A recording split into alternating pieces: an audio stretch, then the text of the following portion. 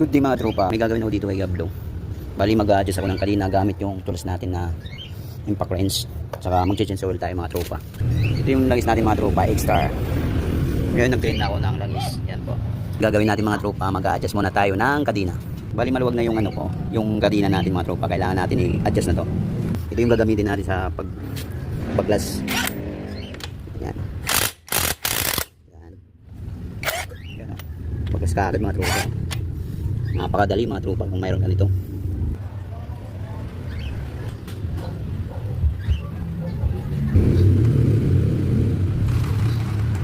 Ganito ako mag-adjust mga tropa, ginagamitan ko ng ting-ting.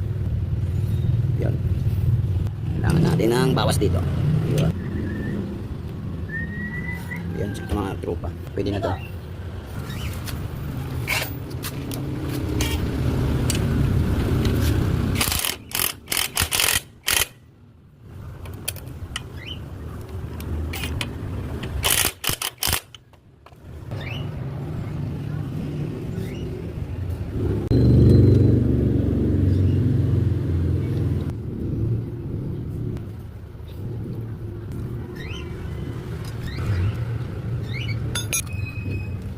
So yun mga tropa, nagpapalit ako ng oil filter every 1,000 km. Pag nagpapalit ako ng langis mga tropa, nagpapalit na rin ako ng oil filter. Okay ba sana, kaso palit na tayo para ayos, para maalagaan natin yung makina natin. Pag napuno doon ng dumi mga tropa, hindi na masyadong maakyat yung langis.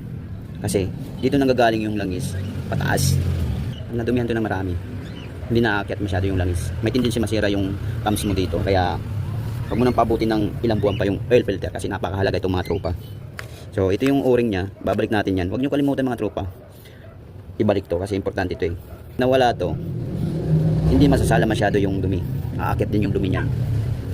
Ibalik natin dito, yung yan o, yung bilog na yan, dyan natin yung ibabalik. Yan.